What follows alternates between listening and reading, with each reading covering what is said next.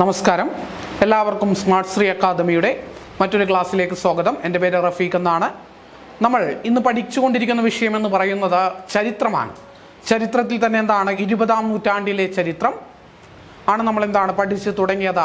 അതിൽ തന്നെ ഏറ്റവും പ്രധാനപ്പെട്ട ഒരു സംഭവ വികാസമാണെന്ന് പറയുന്നത് ഇന്ത്യയിലെ വിപ്ലവ പ്രസ്ഥാനങ്ങൾ എന്ന് പറയുന്നത്. നമ്മളെ ചരിത്ര പാഠപുസ്തകങ്ങളിലോ ചരിത്രത്തിലോ തന്നെ വലിയ പ്രാധാന്യം ലഭിക്കാതെ പോയിട്ടുള്ള ഒരു ഭാഗമാണ് എന്തെന്ന് പറയുന്നത് ഇന്ത്യയിൽ നടന്ന വിപ്ലവ പ്രവർത്തനങ്ങൾ എന്ന് പറയുന്നത്. അല്ലെങ്കിൽ ഗാന്ധി എന്ന് പറയുന്ന മഹാപ്രഭാവന്റെ അദ്ദേഹത്തിന്റെ ചെയ്തികൾക്ക് മുന്നിൽ ഇന്ത്യ ചരിത്രത്തിൽ നമ്മളുടെ വിപ്ലവകാരികൾ നിഷ്പ്രഭരായി പോയി എന്നാണ് വേണമെങ്കിൽ നമുക്ക് പറയാം. അല്ലെങ്കിൽ എന്ത് പറയാം, നിഷ്പ്രഭരാക്കപ്പെട്ടു എന്ന് വേണമെങ്കിൽ നമുക്ക് പറയാം. പക്ഷേ ഇന്ത്യയുടെ സ്വാതന്ത്ര്യ സമര ചരിത്രം എന്ന് പറയുന്നത് ഗാന്ധിയൻ ചരിത്രം മാത്രമല്ല, അത് ലക്ഷക്കണക്കിന് വരുന്ന അല്ലെങ്കിൽ ഇന്ത്യയിലെ വിപ്ലവ ആയുധമെടുത്ത് ബ്രിട്ടീഷുകാർക്ക് എതിരെ പോരാടിയ വിപ്ലവകാരികളുടെ ചരിത്രം കൂടിയാണ് എന്തെന്ന് പറയുന്നത് ഇന്ത്യയുടെ സ്വാതന്ത്ര്യ സമര ചരിത്രം എന്ന് പറയുന്നത്. അപ്പോൾ നമ്മൾ അതിൻ്റെ ആദ്യത്തെ കാലഘട്ടത്തെക്കുറിച്ച് പഠിച്ചു. ആദ്യത്തെ കാലഘട്ടം ഫസ്റ്റ് ഫേസ് 1897 തുടങ്ങി 1912 അവസാനിച്ച ആദ്യ കാലഘട്ടം. അതിനുശേഷം എന്ത് സംഭവിച്ചു എന്ന് പറഞ്ഞാൽ വിപ്ലവകാരികൾ ബ്രിട്ടീഷുകാരുടെ ഒന്നില്ലെങ്കിൽ ബ്രിട്ടീഷുകാർ അറസ്റ്റ് ചെയ്ത് നാടുകടത്തി, അല്ലെങ്കിൽ എന്ത് സംഭവിച്ചു, ബ്രിട്ടീഷുകാരെ പേടിച്ച് അല്ലെങ്കിൽ അവരുടെ അറസ്റ്റ് ഭയന്നുകൊണ്ട്, പേടിച്ചു എന്ന് പറയാൻ പറ്റില്ല, അവരുടെ അറസ്റ്റ് ഭയന്നുകൊണ്ട്. അറസ്റ്റ് ചെയ്യപ്പെട്ടാൽ പിന്നെ വിപ്ലവ പ്രവർത്തനങ്ങൾ സംഘടിപ്പിക്കാൻ കഴിയില്ല. അപ്പോൾ അറസ്റ്റ് ചെയ്യാതിരിക്കുന്നതിനായിട്ട് വിപ്ലവകാരികൾ ഇന്ത്യയിൽ നിന്നും വിദേശ രാജ്യങ്ങളിലേക്ക് പോയി അവരുടെ ധനം ഉപയോഗിച്ചുകൊണ്ട് അവിടെ പ്രവർത്തനങ്ങൾ ആരംഭിച്ച് ഇന്ത്യയിലെ വിപ്ലവ പ്രസ്ഥാനങ്ങൾക്ക് എന്ത് ചെയ്തു, സഹായങ്ങൾ നൽകി. അതിനെയാണ് നമ്മൾ എന്തെന്ന് പറയുന്നത് റവല്യൂഷണൽ ടെററിസം ഫ്രം എബ്രോഡ് എന്ന് പറഞ്ഞ് നമ്മൾ പഠിച്ചു കഴിഞ്ഞ ക്ലാസ്സിൽ. ഇനി നമ്മൾ പഠിക്കാൻ പോകുന്നത് റവല്യൂഷണറി ചരിത്രത്തിൽ തന്നെ ഏറ്റവും പ്രധാനപ്പെട്ട അധ്യായമാണ് എന്തെന്ന് പറയുന്നത് റവല്യൂഷണറി ടെററിസം സെക്കൻഡ് ഫേസ് അല്ലെങ്കിൽ രണ്ടാം ഘട്ടം എന്ന് പറയുന്നത്. രണ്ടാം ഘട്ടം 1924 രണ്ടാം ഘട്ടം ആരംഭിക്കുന്നത്. അപ്പോൾ 1924 മുതൽ 34 വരെയാണ് രണ്ടാമത്തെ ചരിത്ര അല്ലെങ്കിൽ രണ്ടാമത്തെ റവല്യൂഷണറി കാലഘട്ടം എന്നറിയപ്പെടുന്നത്. അപ്പോൾ 1924 എന്തുകൊണ്ടാണ് പെട്ടെന്ന് ഇന്ത്യയിൽ രണ്ടാമതൊരു റവല്യൂഷണറി ടെററിസം ഉണ്ടാകാൻ കാരണം? അതിനു പിന്നിൽ ചരിത്രപരമായിട്ടുള്ള പല കാരണങ്ങളുണ്ട്. അതിൽ പ്രധാനപ്പെട്ടതാണ് ഈ 1912 ശേഷം കൂടുതലായിട്ട് ഇന്ത്യൻ നാഷണൽ കോൺഗ്രസിൽ എന്ത് സംഭവിച്ചു എന്ന് പറഞ്ഞാൽ ഗാന്ധി എന്ന് പറയുന്ന മഹാപ്രഭാവൻ അദ്ദേഹത്തിന്റെ ശക്തി ഇന്ത്യൻ നാഷണൽ കോൺഗ്രസിൽ തെളിയിച്ചുകൊണ്ട് അദ്ദേഹം ഇന്ത്യൻ നാഷണൽ കോൺഗ്രസിന്റെ പകരം വെക്കാനില്ലാത്ത ഒരു നേതാവായിക്കൊണ്ട് മുകളിലേക്ക് ഉയർന്നു വരുന്ന ഒരു കാലഘട്ടമാണ്. ഈ കാലഘട്ടത്തിൽ അദ്ദേഹം നടത്തിയ ഒരു സമരമാണ് എന്ന് പറയുന്നത് 1920 നോൺ കോ ഓപ്പറേറ്റീവ് മൂവ്മെന്റ് എന്ന് പറയുന്നത്.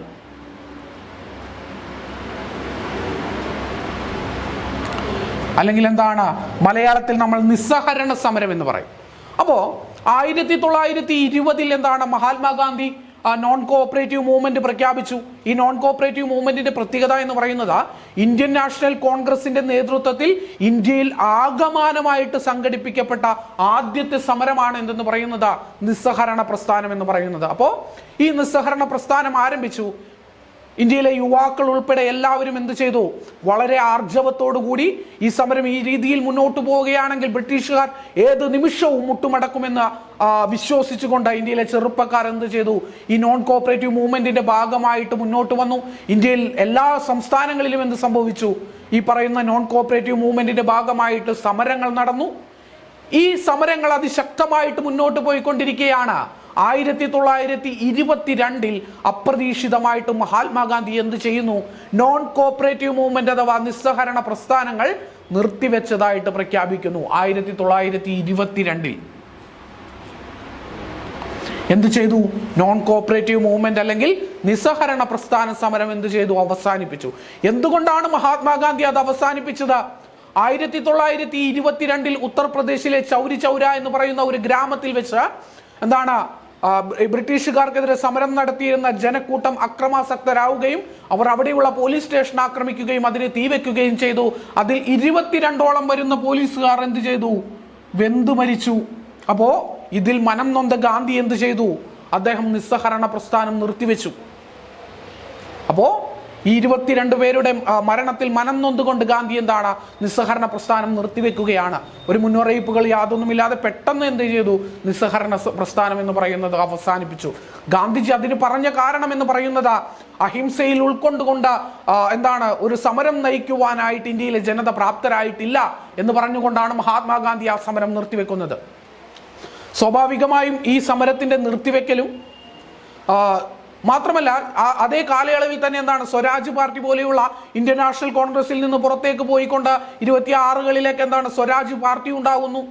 അപ്പോൾ ഇന്ത്യൻ നാഷണൽ കോൺഗ്രസിൽ നിന്ന് കൊഴിഞ്ഞുപോക്കുകൾ ഉണ്ടാകുന്നു. അവർ വേറെ സംഘടനകൾ രൂപീകരിക്കുന്നു. ഇത് ഇന്ത്യയിലെ സമരസജ്ജരായി നിൽക്കുന്ന ചെറുപ്പക്കാർക്കിടയിൽ എന്തുണ്ടാക്കി? ചെറിയ രീതിയിലുള്ള ഒരു ആശയക്കുഴപ്പങ്ങൾ സൃഷ്ടിച്ചു. അപ്പോൾ ഈ കാലഘട്ടത്ത് ഇതേ സമയത്ത് തന്നെ ഇന്ത്യയിലെ സമരങ്ങൾ, അതായത് സഹന സമരത്തിൽ ഊന്നിക്കൊണ്ട് ഗാന്ധിജി മുന്നോട്ട് വെച്ച ആശയം എന്ന് പറയുന്നത് അഹിംസയാണ്. അഹിംസയിൽ ഊന്നിക്കൊണ്ടുള്ള സമരങ്ങൾ കൊണ്ട് എന്താണ് ബ്രിട്ടീഷുകാരെ ഇന്ത്യൻ മണ്ണിൽ നിന്ന് തുരത്താൻ കഴിയില്ല എന്ന് വിശ്വസിച്ചിരുന്ന ഒരു വിഭാഗം യുവാക്കളും തൊഴിലാളികളും ആ കാലഘട്ടത്തിൽ ഇന്ത്യയിൽ ജീവിച്ചിരുന്നു. അപ്പോ ഇങ്ങനെയുള്ള ഇതേ സമയത്ത് ഒരു ഭാഗത്ത് ആശയറ്റ് നിൽക്കുന്ന ലക്ഷോപലക്ഷം വരുന്ന യുവാക്കളായിട്ടുള്ള ചെറുപ്പക്കാർ, മറുവശത്ത് എന്താണ് അഹിംസ കൊണ്ട് കാര്യമില്ല, വിപ്ലവ പ്രവർത്തനങ്ങളിലൂടെയോ സ്വതന്ത്രം നേടാൻ കഴിയൂ എന്ന് വിശ്വസിക്കുന്ന ഒരു വിഭാഗം ചെറുപ്പക്കാരായിട്ടുള്ള ആളുകൾ, ഇവർ എന്താണ് സംഘടിക്കപ്പെടുകയാണ്. ഈ സംഘാടനമാണ് എന്തായി മാറുന്നത്? പിന്നീട് ഒരു വിപ്ലവ പ്രസ്ഥാനത്തിന് ഇന്ത്യയിൽ തുടക്കം കുറിക്കുന്നത്. അപ്പോ ആ വിപ്ലവ പ്രസ്ഥാനം ഏതാണ് എന്ന് പഠിക്കുന്നതിന് മുമ്പ് നമ്മൾ ഒരു കമ്മിറ്റിയെ കുറിച്ച് പഠിക്കാൻ പോവുകയാണ്. ആ കമ്മിറ്റിയുടെ പേരെന്ന് പറയുന്നത് അക്വർത്ത് കമ്മിറ്റി എന്നാണ്.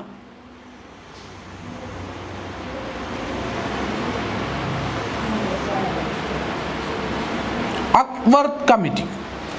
ഈ അക്വർത്ത് കമ്മിറ്റി എന്ന് പറയുന്നത് 1920-21 കാലഘട്ടത്തിൽ രൂപീകരിക്കപ്പെട്ട ഈസ്റ്റ് ഇന്ത്യൻ റെയിൽവേ കമ്മിറ്റിയാണ് അക്വർത്ത് കമ്മിറ്റി എന്ന് പറയുന്നത്. എന്താണ്?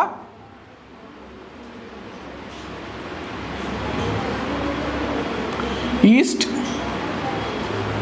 ഇന്ത്യൻ റെയിൽവേ കമ്മിറ്റിയാണ്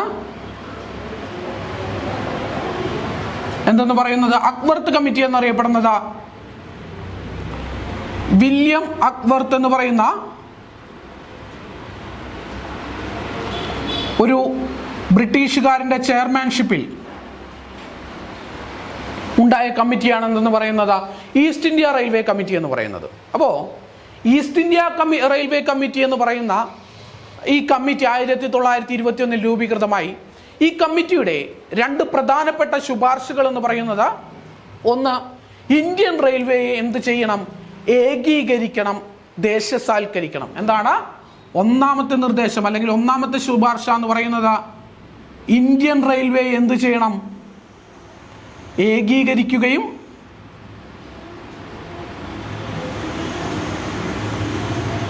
ദേശസാൽക്കരിക്കുകയും ചെയ്യണം.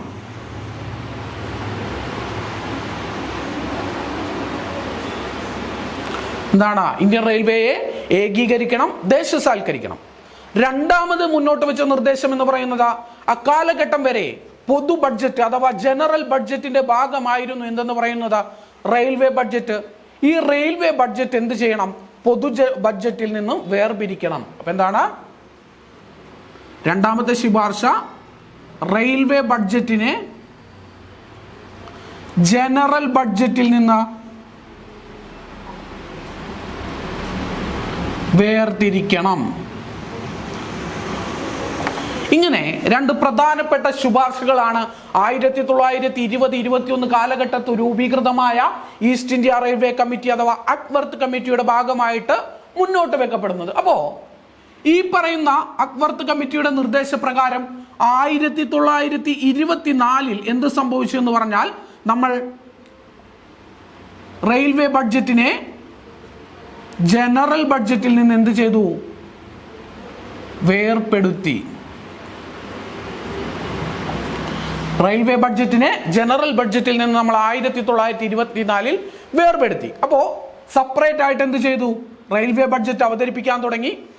റെയിൽവേയുടെ വികസനത്തിന് വേണ്ടിയിട്ട് എന്താണ് പല ഭാഗങ്ങളിലേക്കും എന്താണ് ഫണ്ടുകൾ കൊടുക്കാൻ തീരുമാനിച്ചു. റെയിൽവേയുടെ വികസന പ്രവർത്തനങ്ങൾ നടത്തുവാനായിട്ട് തീരുമാനിച്ചു. റെയിൽവേയുടെ ദേശസാൽക്കരണവുമായിട്ടൊക്കെ ബ്രിട്ടീഷ് ഗവൺമെന്റ് മുന്നോട്ട് പോവുകയാണ്. അപ്പോൾ നിങ്ങൾക്കൊരു സംശയം തോന്നാം, ഇതെന്തിനാണ്? നമ്മൾ പഠിച്ചുകൊണ്ടിരിക്കുന്ന വിഷയം എന്ന് പറയുന്നത് വിപ്ലവത്തിനെ കുറിച്ചാണ്. രണ്ടാം ഫേസ് വിപ്ലവത്തിനെ കുറിച്ചാണ് പഠിക്കുന്നത്.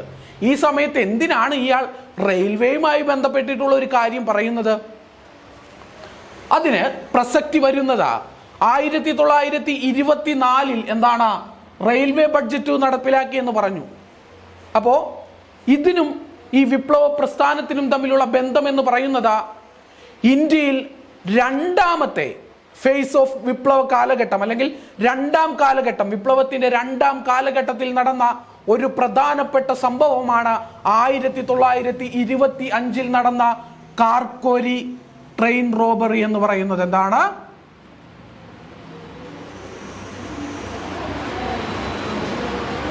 കാർക്കോറി ട്രെയിൻ കവർച്ച എന്ന് പറയുന്നത്. ഇത് രണ്ടാമത്തെ വിപ്ലവം രണ്ടാം കാലഘട്ടം, വിപ്ലവത്തിന്റെ രണ്ടാം കാലഘട്ടവുമായി ബന്ധപ്പെട്ട സംഭവമാണ് എന്തെന്ന് പറയുന്നത് 1925 നടന്ന എന്തെന്ന് പറയുന്നത് കാർക്കോരി ട്രെയിൻ കവർച്ച എന്ന് പറയുന്നത്. അത് പഠിക്കുന്നതിന്റെ ഭാഗമായിട്ടാണ് നമ്മൾ എന്ത് പഠിച്ചത്? 1921 ഈ പറയുന്ന അക്ബർത്ത് കമ്മിറ്റിയെ കുറിച്ച് പഠിച്ചത്. അപ്പോ നമ്മൾ ഇൻട്രൊഡക്ഷനിൽ പറഞ്ഞ കാര്യം മഹാത്മാഗാന്ധിയുടെ സമരത്തിൽ ചില ആളുകൾക്ക് അതൃപ്തി ഉണ്ടായിരുന്നു. അവരിൽ പ്രധാനിയായിരുന്നു ആരെന്ന് പറയുന്നത് രാമപ്രസാദ് ബിസ്മിൽ എന്ന് പറയുന്നത്. രാമപ്രസാദ് ബിസ്മിൽ. ഈ രാമപ്രസാദ് ബിസ്മിൽ 1925 നടന്ന ഗയാ സമ്മേളനത്തിന്റെ അധ്യക്ഷനായിരുന്നത് CR ദാസ് ആണ്. അപ്പോ 1925 നടന്ന ഗയാ സമ്മേളനത്തിൽ വെച്ച് രാമപ്രസാദ് ബിസ്മിൽ എന്ത് ചെയ്തു? ശക്തമായിട്ട് ഗാന്ധിജിയുടെ വാദങ്ങളെ അദ്ദേഹം എതിർത്തു. അഹിംസയൊക്കെ അദ്ദേഹം എന്ത് ചെയ്തു? ശക്തമായിട്ട് എതിർത്തു. 1925 ഗയാ സമ്മേളന വേദിയിൽ വെച്ച് ഈ സമ്മേളനത്തിന്റെ അധ്യക്ഷനായിരുന്നു CR ദാസ് എന്ന് പറയുന്നത്. അപ്പോ ഗയാ സമ്മേളന വേദിയിൽ വെച്ചുകൊണ്ട് എന്ത് ചെയ്തു? രാമപ്രസാദ് ബിസ്മിൽ മഹാത്മാഗാന്ധിയുടെ ആശയങ്ങളെ ശക്തമായിട്ട് എതിർത്തു. അപ്പോൾ കോൺഗ്രസിൽ നിന്നുകൊണ്ട് ഇനി ഇങ്ങനെയുള്ള പ്രവർത്തനങ്ങൾ, വിപ്ലവവുമായിട്ട് മുന്നോട്ട് പോകാൻ കഴിയില്ല എന്ന് രാമപ്രസാദ് ബിസ്മിലിന് മനസ്സിലായി. അങ്ങനെ 1924 ഇന്ത്യയുടെ രണ്ടാം വിപ്ലവ കാലഘട്ടത്തിന്റെ ആദ്യത്തെ സംഘടന രൂപീകൃതമാവുകയാണ് 1924. രണ്ടാമത്തെ വിപ്ലവ കാലഘട്ടത്തിൽ പ്രവർത്തനങ്ങൾക്ക് തുടക്കം കുറിക്കുന്നത് ഇവിടെ നിന്നാണ്. 1924 ആ സംഘടന രൂപീകൃതമായി. ആ സംഘടനയുടെ പേരാണ് ഹിന്ദുസ്ഥാൻ റിപ്പബ്ലിക് അസോസിയേഷൻ എന്നുള്ളത്. അല്ലെങ്കിൽ എന്തെന്ന് പറയും? ആർമി എന്ന് പറയും. ഹിന്ദുസ്ഥാൻ റിപ്പബ്ലിക് ആർമി അല്ലെങ്കിൽ അസോസിയേഷൻ. ബ്രിട്ടീഷുകാർക്കെതിരെ സായുധ വിപ്ലവം നടത്തുവാനായിട്ട് രൂപീകരിച്ച സംഘടനയാണ് എന്തെന്ന് പറയുന്നത് ഹിന്ദുസ്ഥാൻ റിപ്പബ്ലിക് അസോസിയേഷൻ എന്ന് പറയുന്നത്. സംഘടന ആദ്യം രൂപീകരിച്ചിരുന്നു.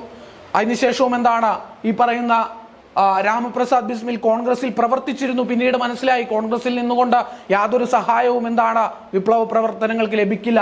അപ്പോ ഹിന്ദുസ്ഥാൻ റിപ്പബ്ലിക് അസോസിയേഷൻ ആരാണ് സ്ഥാപിച്ചത് എന്ന് ചോദിച്ചാൽ അതിന്റെ ഒന്നാമത്തെ ഉത്തരമാണ് നിങ്ങൾക്ക് എല്ലാവർക്കും അറിയാം. നിങ്ങൾ ആ പേര് കേൾക്കുമ്പോൾ തന്നെ നിങ്ങൾക്കറിയാം. കഴിഞ്ഞ ക്ലാസ്സിലെല്ലാം നിങ്ങൾ ഒരുപാട് തവണ കേട്ട പേരാണത്. അദ്ദേഹത്തിന്റെ പേരാണ് സച്ചീന്ദ്രനാഥ സന്യാൽ എന്ന് പറയുന്നത്. സച്ചീന്ദ്ര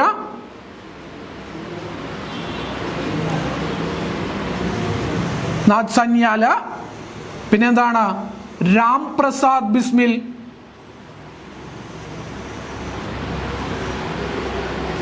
ജോഗേഷ് മുഖർജി,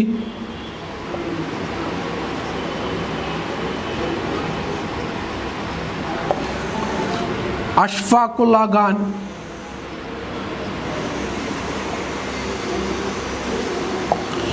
ഇങ്ങനെ പ്രധാനപ്പെട്ട നേതാക്കന്മാർ കൂടി ചേർന്നുകൊണ്ട് രൂപീകരിച്ച സംഘടനയാണ് എന്തെന്ന് പറയുന്നത് ഹിന്ദുസ്ഥാൻ റിപ്പബ്ലിക് അസോസിയേഷൻ എന്ന് പറയുന്നത്. HRA എന്ന് പറയുന്നത് 1924 സംഘടന രൂപീകരിക്കുന്നത്. ആരൊക്കെയാണ്? സച്ചീന്ദ്രനാഥ് സന്യാൽ, രാം പ്രസാദ് ബിസ്മിൽ, ജോഗേഷ് മുഖർജി, അഷ്ഫാഖുല്ല ഖാൻ. അതിൽ ഈ പറയുന്ന സച്ചീന്ദ്രനാഥ് സന്യാൽ, ജോഗേഷ് മുഖർജി എന്നിവർ എന്താണ്, ഇവർ അനുശീലൻ സമിതിയുമായി ബന്ധപ്പെട്ട് പ്രവർത്തിച്ചിരുന്ന ആളുകളാണ്. സച്ചീന്ദ്രനാഥ് സന്യാൽ എന്താണ്, ഈ പറയുന്ന നമ്മളുടെ ഭാരത് മാതാ അസോസിയേഷൻ അല്ല, ഭാരത് മാതാ സൊസൈറ്റിയുമായി ബന്ധപ്പെട്ട് പ്രവർത്തിച്ചിരുന്ന വിപ്ലവകാരിയാണ് ആരെന്ന് പറയുന്നത് സച്ചീന്ദ്രനാഥ് സന്യാൽ എന്ന് പറയുന്നത്. ജോഗേഷ് മുഖർജിയും എന്താണ്, അനുശീലൻ സമിതിയുടെയും പ്രവർത്തകരായിരുന്നു. ഈ രാംപ്രസാദ് ബിസ്മിൽ ഇദ്ദേഹമാണ് HRA അഥവാ ഹിന്ദുസ്ഥാൻ റിപ്പബ്ലിക് അസോസിയേഷന് ഒരു ഭരണഘടന ഉണ്ടാക്കുന്നത്. ആരാണ്? രാംപ്രസാദ് ബിസ്മിൽ. ഇദ്ദേഹമാണ് എന്ത് ചെയ്യുന്നത്, ഒരു ഭരണഘടന ഉണ്ടാക്കുന്നത്. എന്തിനു വേണ്ടിയിട്ട്? ഹിന്ദുസ്ഥാൻ റിപ്പബ്ലിക് അസോസിയേഷന് വേണ്ടിയിട്ട് ഒരു ഭരണഘടന ഉണ്ടാക്കുന്നു. അപ്പോ ഇവരുടെ നേതൃത്വത്തിൽ എന്താണ്, ഒരു വിപ്ലവ പ്രസ്ഥാനം രൂപീകരിക്കപ്പെടുന്നു. HRA അഥവാ ഹിന്ദുസ്ഥാൻ റിപ്പബ്ലിക് അസോസിയേഷൻ 1924-25 കാലഘട്ടത്ത് ഇന്ത്യയിലുള്ള ഒരുപാട് ചെറുപ്പക്കാർ ഈ സംഘടനയിൽ അംഗങ്ങളാകുന്നു. അതിൽ പ്രധാനപ്പെട്ട ആളുകളാണ് ചന്ദ്രശേഖർ ആസാദ്,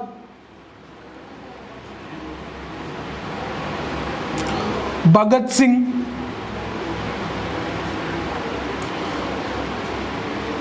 രാജ്ഗുരു, ഭഗത് സിംഗ്, സുഖദേവ്. ചന്ദ്രശേഖർ ആസാദ്, ഭഗത് സിംഗ്, സുഖദേവ് എന്നിവരെന്താണ്, ആദ്യകാലം ഇതിൽ അംഗങ്ങളായ ആളുകളാണ്. പക്ഷേ ഇതിൽ ചന്ദ്രശേഖർ ആസാദ് എന്ന് പറയുന്ന വ്യക്തി പെട്ടെന്ന് തന്നെ എന്താണ്, ഈ പറയുന്ന ഹിന്ദുസ്ഥാൻ റിപ്പബ്ലിക് അസോസിയേഷന്റെ ഒരു ഉയർന്ന സ്ഥാനത്തേക്ക് എന്താണ് എത്തപ്പെടുന്നു. അദ്ദേഹത്തിന്റെ പ്രവർത്തന ഫലമായിട്ട് ചന്ദ്രശേഖർ ആസാദ് എന്താണ്, ഇതിന്റെ ഒരു പ്രധാന പ്രവർത്തകനായി മാറുന്നു. അപ്പോ ഇങ്ങനെ നിൽക്കുമ്പോഴാണ് എന്ത് സംഭവിക്കുന്നത്, ഈ 1924 റെയിൽവേ ബഡ്ജറ്റ് വേർതിരിക്കുന്നത്.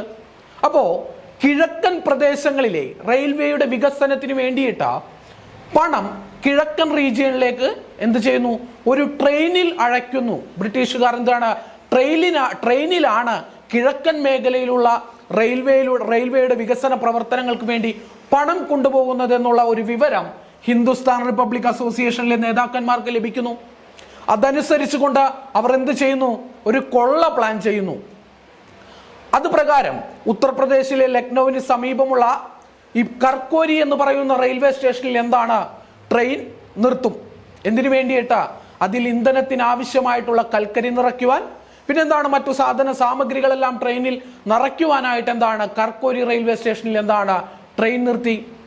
ഈ ട്രെയിൻ അവിടെ നിന്ന് മൂവ് ചെയ്യാൻ തുടങ്ങിയപ്പോൾ കുതിരപ്പുറത്ത് വന്ന വിപ്ലവകാരികൾ എന്താണ് ട്രെയിനിൽ കയറി പറ്റുകയും അവർ എന്ത് ചെയ്തു, അതിലുണ്ടായിരുന്ന പണം കൊള്ളയടിക്കുകയും ചെയ്തു. ഏകദേശം 5000 രൂപയാണ് അന്ന് അവർ കൊള്ളയടിച്ചത്. ഇന്നത്തെ ഒരു നിലയനുസരിച്ച് അതൊരു വലിയ ഉയർന്ന തുകയാണ്. പക്ഷെ അന്നും എന്താണ്, അത്രക്ക് ഉയർന്ന തുകയാണോ എന്ന് ചോദിച്ചാൽ അത്രക്ക് ഉയർന്ന ഒരു തുകയായിരുന്നില്ല 5000 രൂപ എന്ന് പറയുന്നത്.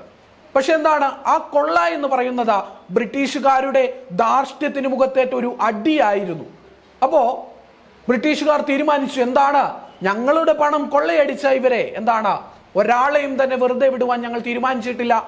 അവർ അന്വേഷണങ്ങൾ ആരംഭിച്ചു. അപ്പോ ഈ 1925 കർക്കോരി റെയിൽവേ സ്റ്റേഷനിന്റെ സമീപം വെച്ച് ഈ പറയുന്ന ബ്രിട്ടീഷുകാരുടെ പണം കൊള്ളയടിച്ച സംഭവമാണ് എന്ത് പേരിൽ അറിയപ്പെടുന്നത്, കർക്കോരി ട്രെയിൻ കവർച്ച എന്നറിയപ്പെടുന്നു. അല്ലെങ്കിൽ അതറിയപ്പെടുന്ന മറ്റൊരു പേരാണ് കർക്കോരി കോൺസ്പിറസി അഥവാ കർക്കോരി ഗൂഢാലോചന. എന്താണ്,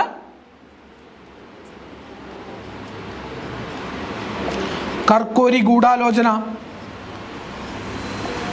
ഇത് നടത്തിയ സംഘടനയാണ് ഹിന്ദുസ്ഥാൻ റിപ്പബ്ലിക് അസോസിയേഷൻ. ആരുടെയെല്ലാം നേതൃത്വത്തിലാണ്? അഷ്ഫാഖുല്ല ഖാന്റെയും ഈ പറയുന്ന ചന്ദ്രശേഖർ ആസാദിന്റെയും നേതൃത്വത്തിലാണ് ഈ ട്രെയിൻ കൊള്ള നടക്കുന്നത്.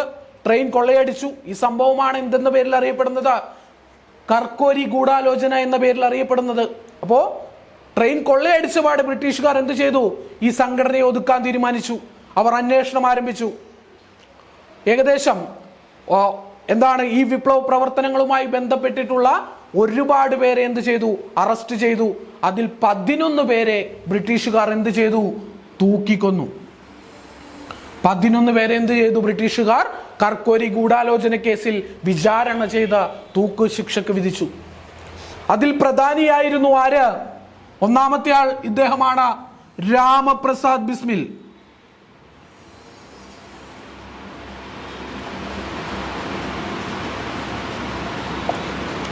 രണ്ടാമത്തെ ആൾ എന്ന് പറയുന്നത് രാജേന്ദ്ര ലഹിരി, ഠാക്കൂർ റോഷൻ സിംഗ്. പിന്നെ ഏറ്റവും പ്രധാനിയാണ് ആരെന്ന് പറയുന്നത് അഷ്ഫാഖുല്ല ഖാൻ എന്ന് പറയുന്നത്. അഷ്ഫാഖുല്ല ഖാൻ. ഇങ്ങനെ 4 പേരെ എന്താണ് അന്ന് തൂക്കിലേറ്റപ്പെട്ട പ്രധാനപ്പെട്ട ഹിന്ദുസ്ഥാൻ റിപ്പബ്ലിക് അസോസിയേഷന്റെ അംഗങ്ങളായിരുന്നു. ആരെല്ലാം? രാമപ്രസാദ് ബിസ്മിൽ, രാജേന്ദ്ര ലഹിരി, ഠാക്കൂർ റോഷൻ സിംഗ് ആൻഡ് അവസാനം എന്താണ് അഷ്ഫാഖുല്ല ഖാൻ.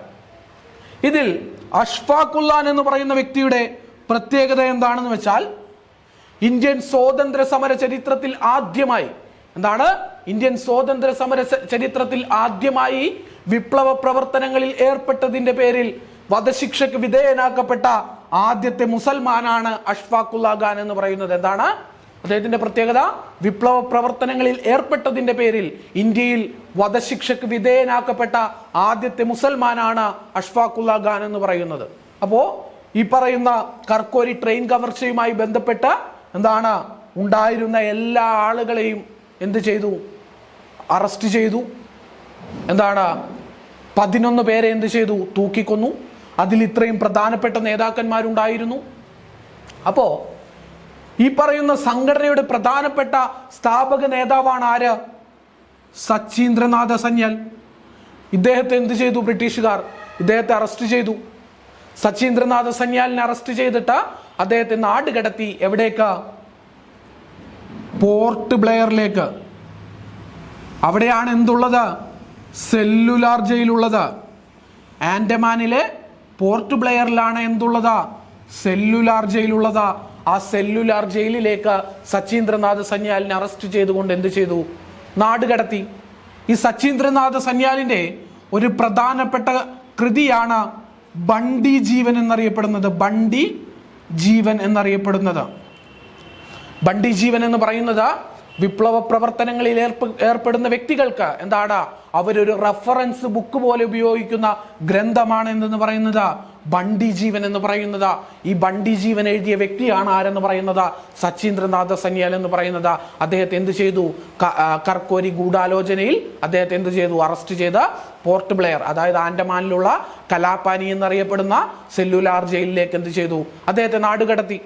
പിന്നെ അതിൽ പ്രധാന പങ്കുവഹിച്ച മറ്റൊരു പ്രധാനിയാണ് ചന്ദ്രശേഖർ ആസാദ് എന്ന് പറയുന്നത്. ചന്ദ്രശേഖർ ആസാദ് എന്ന് പറയുന്നത് ആസാദിന് എന്തു പറ്റി? ആസാദ് അങ്ങനെ എളുപ്പം പിടികൊടുക്കുന്ന ഒരു വ്യക്തി ആയിരുന്നില്ല. നിങ്ങൾക്ക് എല്ലാവർക്കും അറിയാം ആസാദിന്റെ ചരിത്രം. വളരെ ചെറുപ്രായത്തിലെ തന്റെ പേര് കോടതി മുറിയിൽ ആസാദ് എന്ന് പറഞ്ഞതിന്റെ പേരിൽ ചാട്ടയടി വാങ്ങിച്ച വ്യക്തിയാണ് ആരെന്ന് പറയുന്നത്? ഈ പറയുന്ന ചന്ദ്രശേഖർ എന്ന് പറയുന്നത്. അതിനുശേഷമാണ് അദ്ദേഹത്തിന്റെ പേരെന്താവുന്നത്? ചന്ദ്രശേഖർ ആസാദ് എന്നായി മാറുന്നത്. അന്ന് ആ അടി കൊള്ളുന്ന സമയത്ത് ആ ചെറുപ്പക്കാരൻ ഒരു തീരുമാനമെടുത്തിരുന്നു. എന്താണത്? അതായത് ഇനി എന്റെ മുഖത്ത് കൈവെക്കാൻ ഞാൻ ഒരു വെള്ളക്കാരനെയും അനുവദിക്കില്ല എന്ന് തീരുമാനിച്ചിരുന്നു. അതുകൊണ്ട് തന്നെ കർക്കോരി ഗൂഢാലോചന കേസിൽ ഇദ്ദേഹം പ്രതി ആയിരുന്നെങ്കിലും ചന്ദ്രശേഖർ ആസാദിനെ അറസ്റ്റ് ചെയ്യാൻ ബ്രിട്ടീഷുകാർക്ക് കഴിഞ്ഞില്ല. അദ്ദേഹം ഒളിവിൽ പോയി. അദ്ദേഹം ഒളിവിൽ ഇരുന്നു കൊണ്ട് അദ്ദേഹത്തിന്റെ വിപ്ലവ പ്രവർത്തനങ്ങൾ എന്ത് ചെയ്തു? മായിട്ട് മുന്നോട്ട് പോയി. അപ്പോ ഇതോടുകൂടി HRA എന്ന് പറയുന്ന സംഘടന, അതായത് ഹിന്ദുസ്ഥാൻ റിപ്പബ്ലിക് അസോസിയേഷൻ എന്ന് പറയുന്ന സംഘടന, അത് പ്രവർത്തിച്ച കർക്കോരി ഗൂഢാലോചന കേസ്, അതിന്റെ ഭാഗമായിട്ട് നേതാക്കൾ എല്ലാവരും അറസ്റ്റ് ചെയ്യപ്പെട്ടു. ഒരുപാട് പേരെ തൂക്കിക്കൊന്നു. കുറെ ആളുകൾ എന്ത് ചെയ്തു? നാട് കടത്തി. ചന്ദ്രശേഖർ ആസാദ് എന്ത് ചെയ്തു? അദ്ദേഹം ഒളിവിൽ പോയി. അവിടെ വിപ്ലവ പ്രവർത്തനങ്ങൾ മുന്നോട്ട് പോകേണ്ടി വന്നു. സ്വാഭാവികമായിട്ടും ഹിന്ദുസ്ഥാൻ റിപ്പബ്ലിക് അസോസിയേഷന്റെ പ്രവർത്തനങ്ങളൊന്നും ക്ഷയിച്ചു.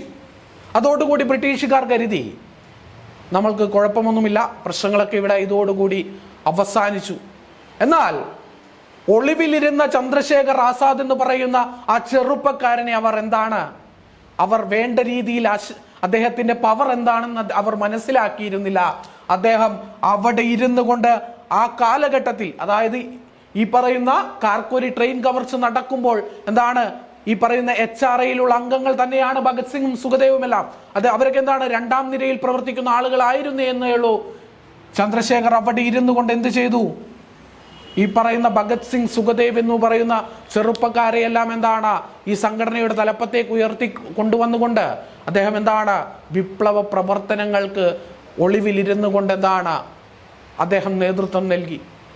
ഇതാണ് പിന്നീട് എന്താണ് സാൻഡേഴ്സൺ എന്ന് പറയുന്ന ബ്രിട്ടീഷ് ഉദ്യോഗസ്ഥന്റെ വധത്തിലേക്കും പിന്നീട് എന്താണ് പാർലമെന്റ് ഹൗസിൽ എന്താണ് എറിഞ്ഞ ബോംബിലേക്കും, ഭഗത് സിംഗിന്റെ നേതൃത്വത്തിൽ പാർലമെന്റിലേക്ക് എറിഞ്ഞ ബോംബിന്റെ രൂപത്തിലുമെല്ലാം പിന്നീട് ഇന്ത്യയിലെ വിപ്ലവ ചരിത്രത്തിൽ എന്താണ് സ്ഥാനം പിടിക്കുന്നത് അതിനു ശേഷമാണ്. അല്ലെങ്കിൽ അതിനുശേഷം ഈ പറയുന്ന HRA, ഹിന്ദുസ്ഥാൻ റിപ്പബ്ലിക് അസോസിയേഷന്റെ കാർക്കോരി സംഭവത്തിന് ശേഷമാണ് എന്തെന്ന് പറയുന്നത് പിന്നീട് സുഖദേവ് സിംഗ്, ഭഗത് സിംഗ് എന്ന് പറയുന്ന അല്ലെങ്കിൽ ചന്ദ്രശേഖർ ആസാദിന്റെ നേതൃത്വത്തിൽ എന്താണ് കൂടുതൽ വീണ്ടും ശക്തമായിട്ട് വിപ്ലവ പ്രവർത്തനങ്ങൾ എന്താണ് ബ്രിട്ടീഷുകാർക്കെതിരെ നടക്കുന്നത്. അപ്പോ ഈ പറയുന്ന ഭഗത് സിംഗ് 1926 എന്താണ് സെക്രട്ടറിയായി അല്ലെങ്കിൽ രൂപീകരിച്ച് പ്രവർത്തിച്ച ഒരു സംഘടനയുണ്ട്, നവജവാൻ ഭാരത് സഭ എന്നാണ് പേര്.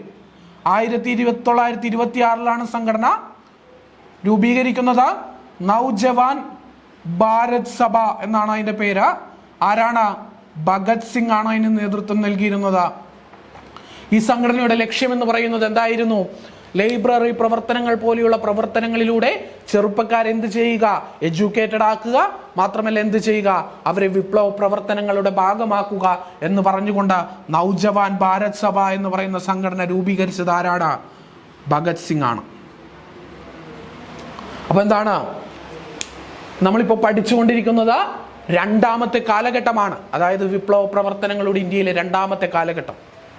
HRA എന്ന് പറയുന്ന ഈ സംഘടനയോടുകൂടി എന്ത് ചെയ്യുന്നില്ല? ഇവരുടെ എന്താണ് തൽക്കാലത്തേക്കുള്ള ഒരു പിൻവാങ്ങലോടുകൂടി ഇന്ത്യയിലെ വിപ്ലവ പ്രവർത്തനങ്ങൾ അവസാനിക്കുന്നില്ല. എന്താണ് അത്? വീണ്ടും ചന്ദ്രശേഖർ ആസാദിന്റെയും ഭഗത് സിംഗിന്റെയും സുഖദേവിന്റെയും രാജ്ഗുരുവിന്റെയും ഒക്കെ നേതൃത്വത്തിൽ ബ്രിട്ടീഷുകാർക്കെതിരെ എന്താണ് ആഞ്ഞടിക്കാൻ പോകുന്നതേ ഉണ്ടായിരുന്നുള്ളൂ. അതിനെക്കുറിച്ചെല്ലാം നമ്മൾ എന്ത് ചെയ്യും? അടുത്ത ക്ലാസ്സിൽ വളരെ വൃത്തിയായിട്ട് പഠിക്കും. ഇപ്പോൾ ഈ പറഞ്ഞ കാര്യങ്ങൾ എന്ത് ചെയ്യുക? മനസ്സിലാക്കി വളരെ നന്നായിട്ട് എന്ത് ചെയ്യുക? പഠിക്കുക. എല്ലാവർക്കും നന്ദി, നമസ്കാരം.